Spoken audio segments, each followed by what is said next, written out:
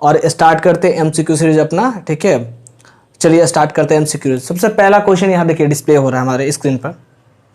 Atomic theory of matter was given by, यानी जो atomic theory था किसने दिया था? ऑप्शन आपका है एवोगाड्रो, बी डाल्टन, सी न्यूटन और डी पास्कल्स। मैंने बताया था आपको कि जो एटॉमिक थ्योरी थी किसने दी थी? डाल्टन ने थी। किसने दी थी बाबू? डाल्टन ने दी थी। तो आप बी ऑप्शन को टिक करोगे। इसका पूरा नाम क्या है साइंटिस्ट का? John Dalton. ठीक है, नेक्स्ट क्वेश्चन देखते हैं। Next question, atomic size is the order of. Atomic size क्या ऑर्डर होता है? आपको मैंने बताया था कि एटॉमिक साइज का ऑर्डर। ऑप्शन देखते हैं, 10 के पावर माइनस 8 सेंटीमीटर, 10 के पावर माइनस 10 सेंटीमीटर, 10 के पावर माइनस 13 सेंटीमीटर, 10 के power minus 6 centimetre.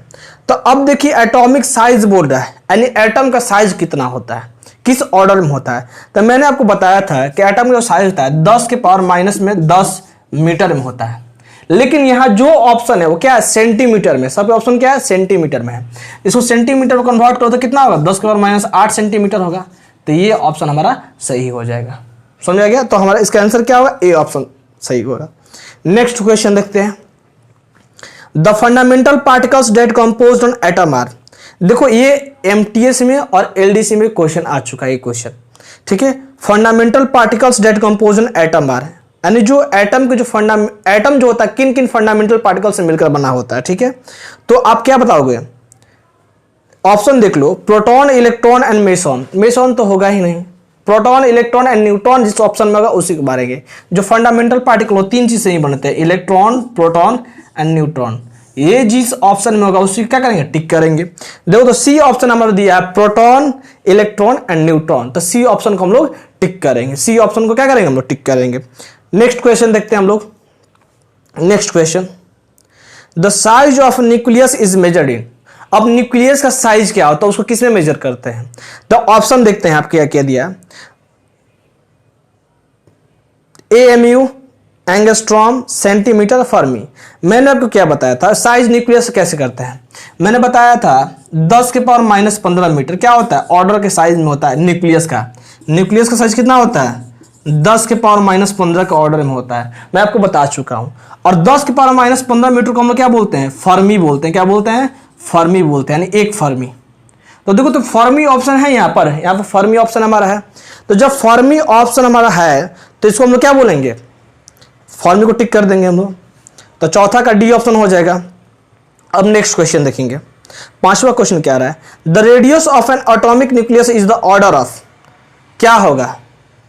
Radius of atomic nucleus is the order of किसमें होगा?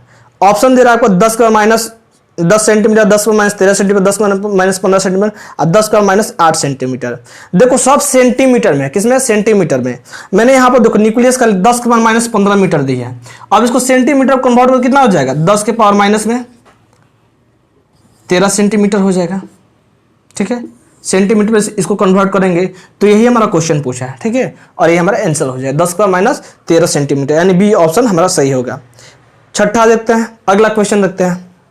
Nucleus of an atom consist of. जो न्यूक्लियस होता है यानी एटम में जो भी न्यूक्लियस होता है, जैसे मान लीजिए ये एटम है, ये एटम का स्ट्रक्चर आप जानते हैं, और इसमें जो न्यूक्लियस होता है वो किस चीज से बना होता है? तो आपको पता है कि इलेक्ट्रॉन ऑर्बिट में घूमता है, इलेक्ट्रॉन ऑर्बिट में घूमता है, और जो न्यूक्लियस में प्रोटॉन एंड न्यूट्रॉन होते हैं।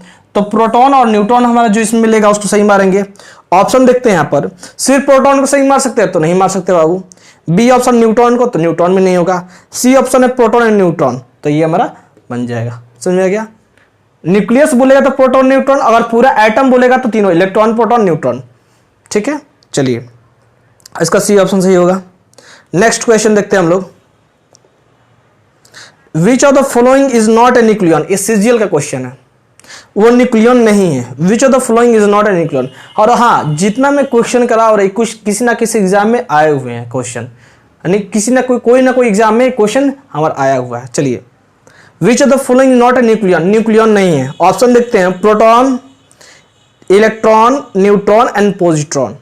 देखो न्यूक्लियन क्या बताया था कि प्रोटॉन और न्यूट्रॉन को जब हम कंबाइन करते हैं, किसको?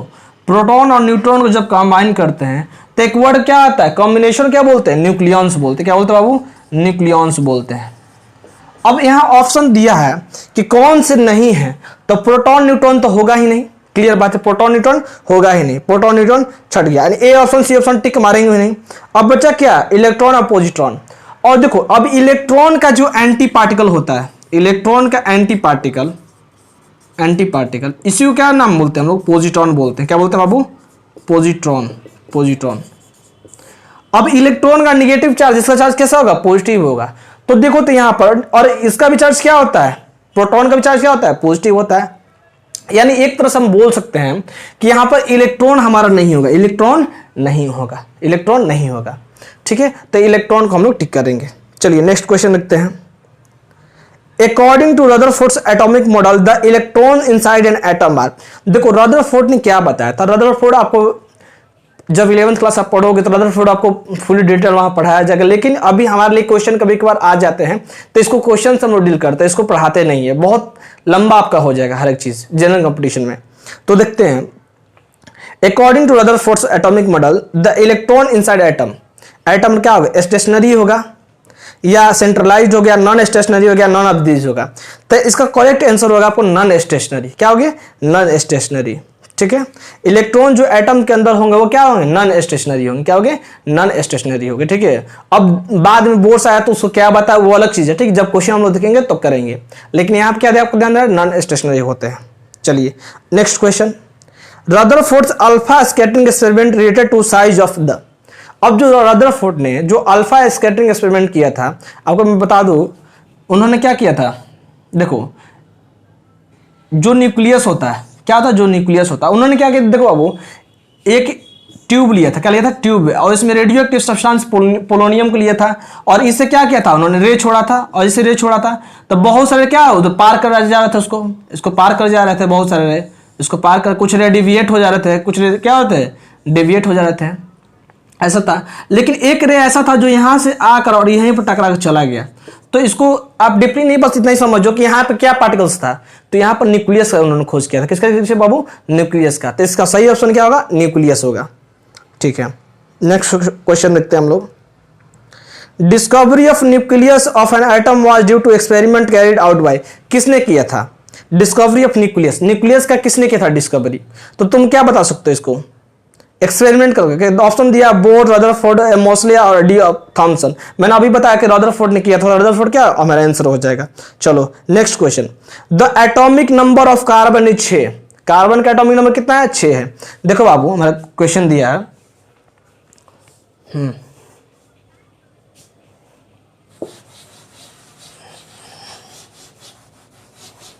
चलो देखते हैं कैसे बनेगा ये।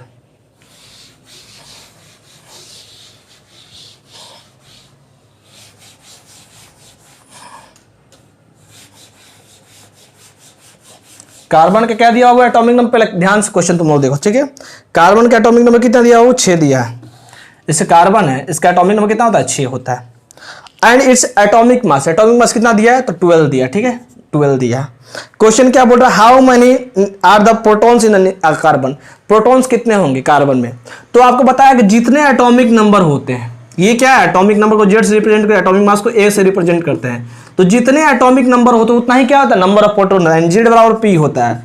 तो इससे जेड 6 है तो प्रोटॉन भी क्या हो जाएगा, 6 हो जाएगा, तो इसको 6 टिक मार दोगे। तो देखो तो 6 11 का ए आंसर हो जाएगा हमारा।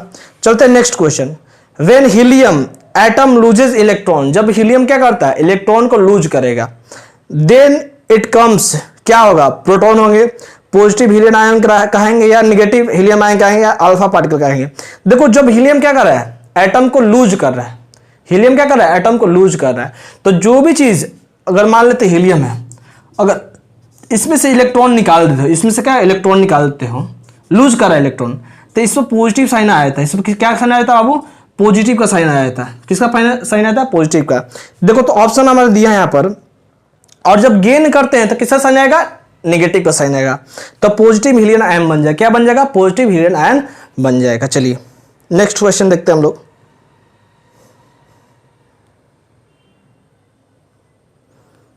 चलिए next question, which of the following particles negative charge, कौन से नेगेटिव चार्ज होंगे, ठीक है, प्रोटॉन होंगे, न्यूट्रॉन होंगे, पॉजिट्रॉन होंगे, इलेक्ट्रॉन होंगे। आपको पता है कि इलेक्ट्रॉन क्या होता है, इलेक्ट्रॉन क्या होता है, निगेटिव चार्ज होता है, और इसका वैल्यू क्या होता है -1.6 × 10⁻19 कूलम होता है इसका वैल्यू, तो इलेक्ट्रॉन होगा। ठीक है, और पॉजिट्रॉन जो ऑप्शन दिया है इसका क्या होता है, चार्ज इतना ही होता है, लेकिन क्या होता है पॉजिटिव चार्ज होता है, और प्रोटॉन का भी चार्ज क्या होता है पॉजिटिव होता है, न्यूट्रॉन का चार्ज क्या होता है न्यूट्रल होता है, 0 होता है। चलिए नेक्स्ट क्वेश्चन देखते हैं हम लोग।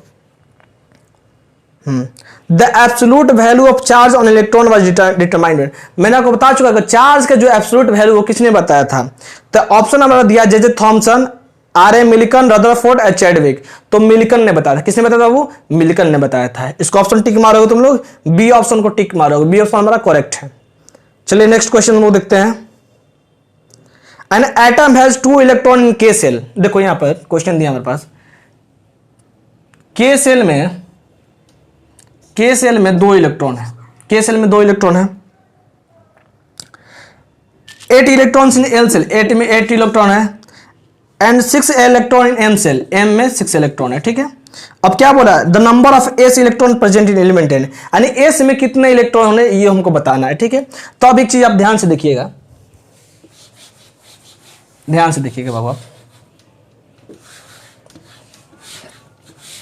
पहले जोड़ो कितना है, 8 2 10 से 16 है, एंड टोटल इलेक्ट्रॉन कितना है इसमें, टोटल इलेक्ट्रॉन कितना है बाबू, टोटल इलेक्ट्रॉन 16 है। अब 16 इलेक्ट्रॉन का आप क्या करेंगे, सजाएंगे, जो इलेक्ट्रॉनिक कन्फ्यूजन उसको सजाएंगे। तो करो, देखो 1s 2s 2p 3s 3p, electron साथ 2 2 4 4 6 10 2 12, 12 के बाद क्या होगा 4 16। ठीक है, हमारा इलेक्ट्रॉनिक कन्फ्यूजन बन गया, 2 2 4 4 6 10 10 2 12 12 4 16।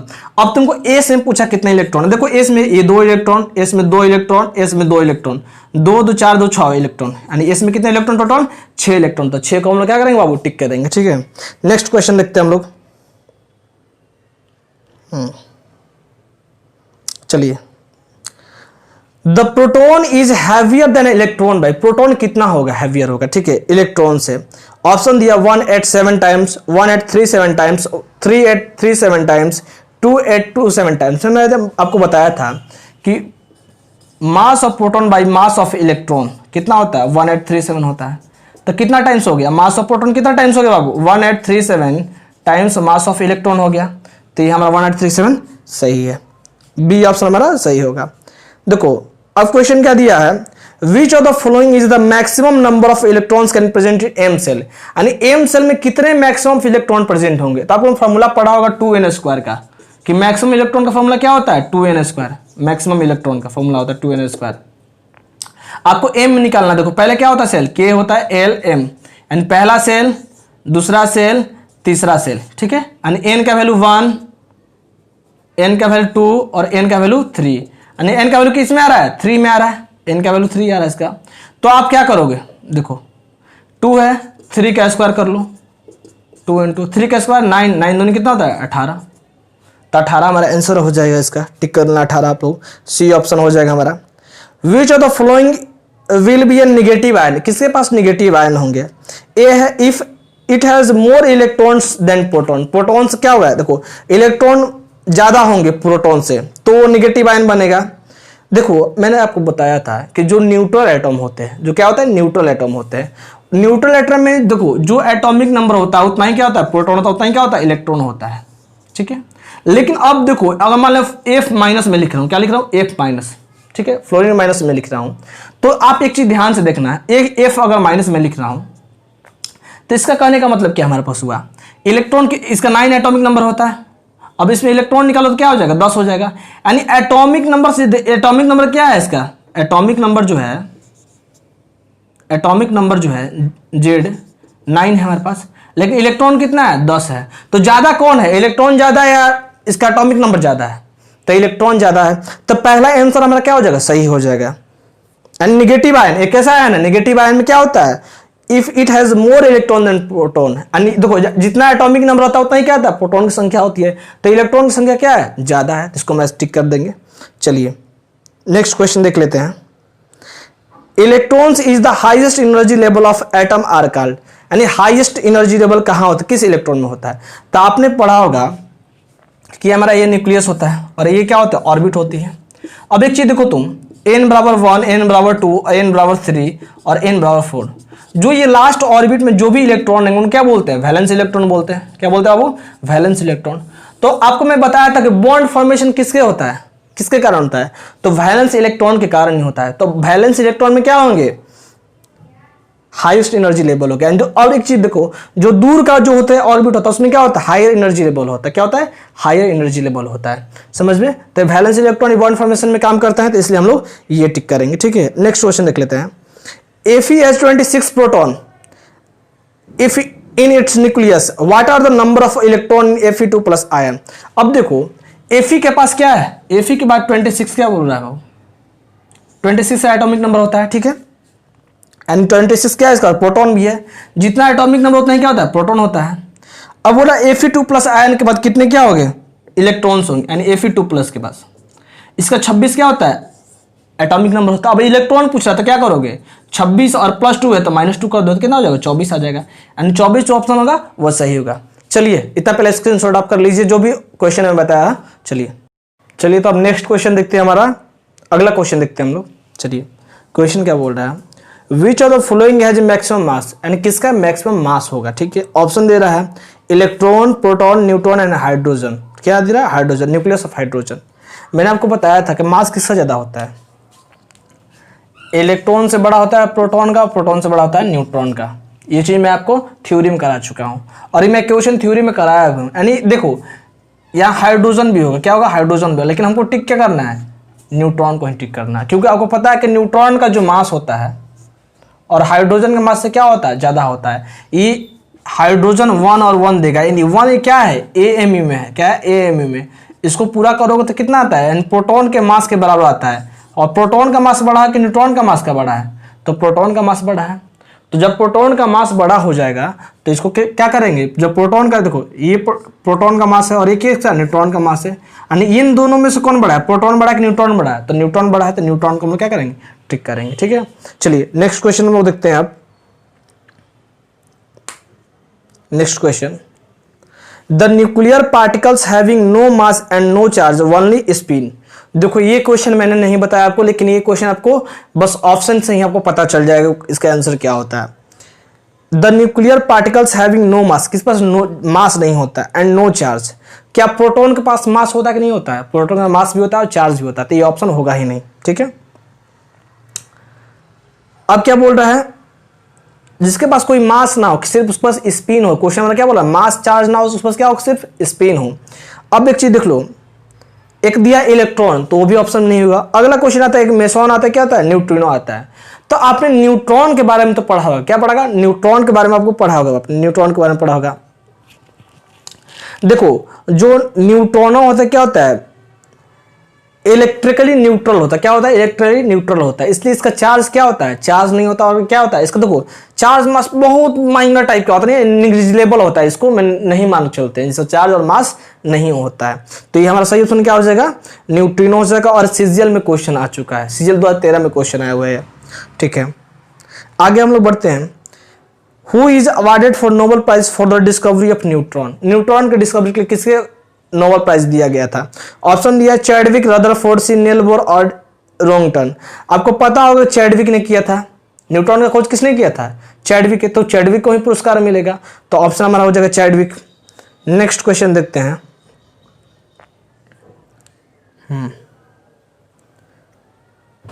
अब बोल रहा है the type of nuclei is isotone. Isotone का टाइड कौन होगा? क्वेश्चन बोल रहा है। अब एक चीज देखते हैं, ऑप्शन क्या दिया है। मान ली पहला ऑप्शन अगर उठाते हैं हम लोग, पहला ऑप्शन हमारा दिया है कार्बन दिया 6 और 14 दिया। ठीक है, नेक्स्ट क्वेश्चन क्या दिया है? नाइट्रोजन दिया है 15 दिया और 7 दिया, फ्लोरीन दिया है 17 और 9।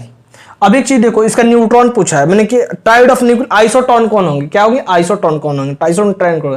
तो आइसोटोन में क्या होता है? नंबर ऑफ न्यूट्रॉन क्या होते हैं? बराबर होते हैं। इसका नंबर ऑफ न्यूट्रॉन निकल के देखो, 14 में 6 गया 8, 15 में 7 गया 8 और 17 में 9 गया 8। यानी ये सब क्या है? आइसोटोन है। ये सब न्यूट्रॉन की संख्या क्या है? बराबर है, तो आइसोटोन है। तो यही हमारा टाइड बन जाएगा, यानी ये ऑप्शन हमारा सही हो जाएगा। ठीक है, अब नेक्स्ट क्वेश्चन देखते हैं हम लोग।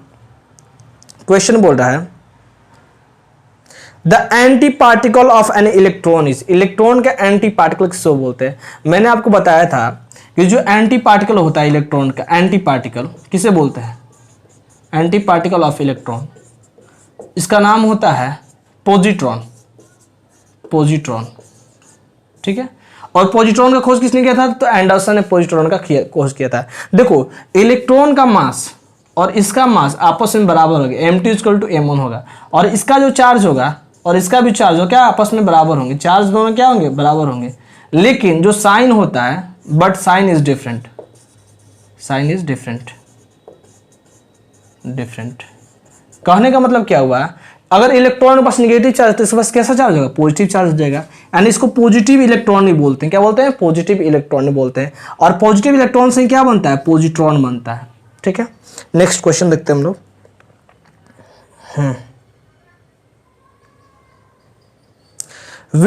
Which two basic forces are able to provide an attractive force between two neutrons? दो न्यूट्रॉन के बीच में जो टू बेसिक फोर्सेज आपको बताना है कि मैंने कौन कौन लगते हैं, ठीक है। पहला दिया option gravitational electrostatic force, second option दिया some other forces, C option दिया ग्रेविटेशनल एंड न्यूक्लियर फोर्स दिया है, डी ऑप्शन दिया इलेक्ट्रोस्टैटिक्स एंड न्यूक्लियर फोर्स। देखो मैंने आपको बताया था कि न्यूट्रॉन और प्रोटॉन के बीच में कैसा फोर्स लगता है? न्यूट्रॉन और प्रोटॉन के बीच में न्यूक्लियर फोर्स लगता है, न्यूक्लियर फोर्स लगता है। लेकिन आपको ये बता दूं कि जो न्यूट्रॉन और न्यूट्रॉन के बीच में भी क्या लगता है? न्यूक्लियर फोर्स लगता है, और ग्रेविटेशनल फोर्स भी लगता है। क्या होता है? ग्रेविटेशनल फोर्स लगता है। लेकिन देखो जो न्यूक्लियर फोर्स होता है सबसे स्ट्रॉन्गेस्ट फोर्स होता है, जो ग्रेविटेशनल फोर्स होता है क्या होता है? सबसे वीक फोर्स होता है। तो यानी दोनों फोर्स इसमें लगते हैं। ये हमारा ऑप्शन हो जाएगा, सी ऑप्शन हो जाएगा सही। थर्ड ऑप्शन है, अगला क्वेश्चन है, देखते हैं। Cathode rays are, cathode ray कैसे होते हैं? Stream of alpha particles, stream of electrons, electromagnetic waves या रेडिएशन। देखो कैथोड रे क्या बताया था मैंने आपको, देखो एक चीज बता रहा हूं, जो कैथोड रे होता है ना, ये अल्फा नहीं, इलेक्ट्रॉन से क्या होता है? इलेक्ट्रॉन के पार्टिकल्स होते हैं, मैंने stream of electrons particles, stream of electron particles. जब आप लोग इलेक्ट्रॉन की डिस्कवरी पढ़ोगे, इलेक्ट्रॉन का डिस्कवरी कैसे हुई कि क्या देखा गया कि आपको जेडीएनएस का उधर लेप लगा दिया गया, ट्यूब डिस्चार्ज ट्यूब ले लिया गया, और डिस्चार्ज ट्यूब में जब क्या किया, जब बैटरी से उसको कनेक्ट कर दिया डिस्चार्ज ट्यूब को, और मैंने हाई वोल्टेज कनेक्ट किया बैटरी को, और उसमें क्या किया बाबू, जब उसमें उसका प्रेशर डिस्चार्ज ट्यूब कम कर दिया गया, तो जब जैसे ही दे रहे थे तो क्या कर देख रहे थे हम लोग, जो कैथोड से कुछ रे निकल रहा है, क्या दिखाई दे रहा था? एक इनविजिबल रे निकल रहा था। क्या लिखा? इनविजिबल निकल था। तो उसे क्या बोलते हैं? मतलब इनविजिबल रहता है यानी कैथोड रे निकल रहा है, लेकिन एक्चुअली क्या होता है? वो इलेक्ट्रॉन का स्ट्रीम होता है। क्या होता है? इलेक्ट्रॉन का स्ट्रीम होते हैं। तो इसलिए हम लोग स्ट्रीम ऑफ इलेक्ट्रॉन्स पार्टिकल्स कर सही होगा, स्ट्रीम ऑफ इलेक्ट्रॉन्स होंगे। ये क्वेश्चन हमारा बी आंसर इसका ऑप्शन आएगा। नेक्स्ट क्वेश्चन हमारा है, when cathode ray strike to target of high atomic weight then gives rise to, क्या देगा? जब कैथोड रे स्ट्राइक करेगा किसी टारगेट को तो क्या देगा? देखो एक ऑप्शन, पहला ऑप्शन क्या है इसका थोड़ा सा मिस्टेक है ए ऑप्शन में, लेकिन इसका सही आंसर होगा एक्स रेज। क्यों सही आंसर बाबू? देखो जब स्ट्राइक करता है तो पेनिट्रेटिंग रेडिएशन छोड़ता है। क्या होता है? पेनिट्रेटिंग रेडिएशन होता है। पेनिट्रेटिंग मतलब समझ रहे हो, किसी को छेद कर क्या होता है? रेडिएशन मैंने करना, मैंने छेद कर क्या होता है? रेडिएशन छोड़ता है, ठीक है। तो ये जो एक्सरेज होते हैं क्या होते हैं? पेनिट्रेटिंग रेडिएशन होते हैं। तो इसलिए हम लोग एक्सरेज को सही करेंगे, ठीक है।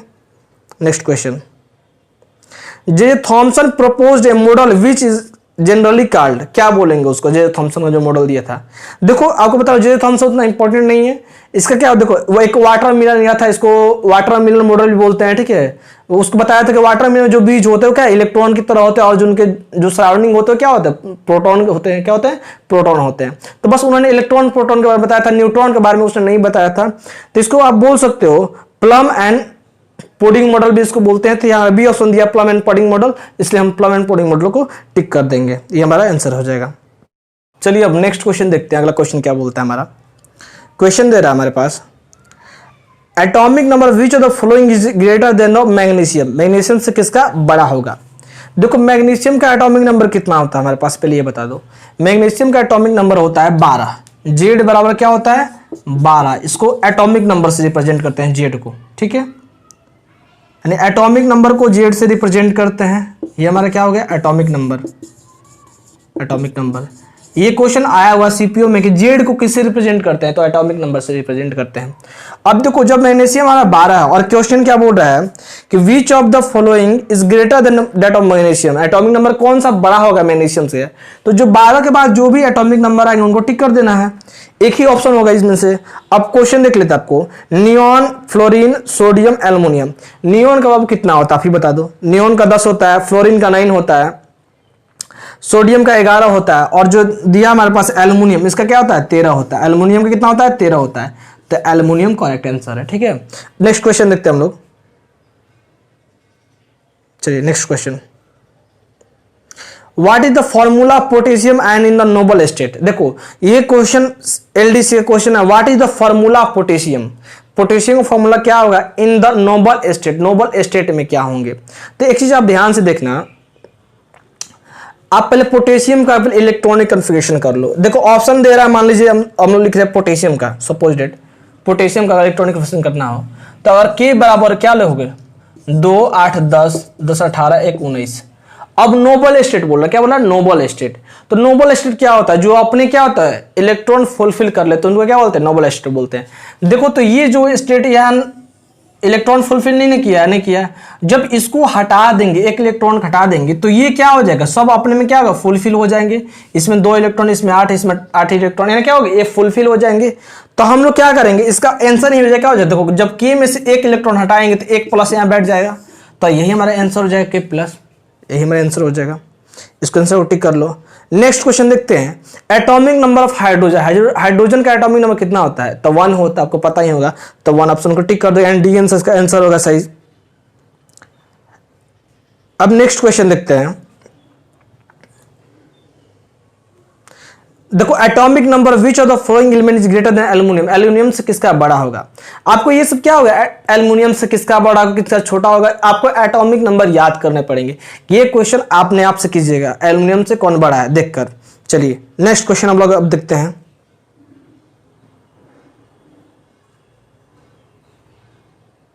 नेक्स्ट क्वेश्चन,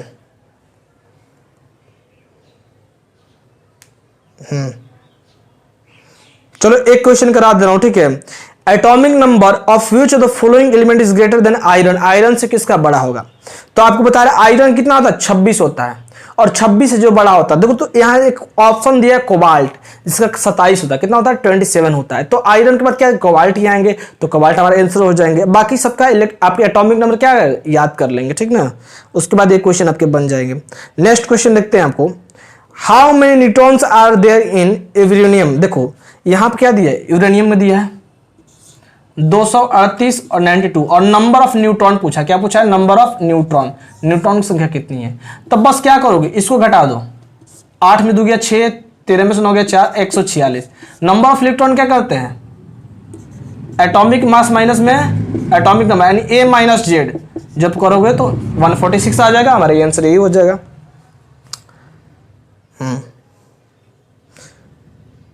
चलो इतना ही तक आज रहने देते हैं, ठीक ना। इसके बाद हम लोग आगे की ओर एमसीक्यू सीरीज अपना करेंगे।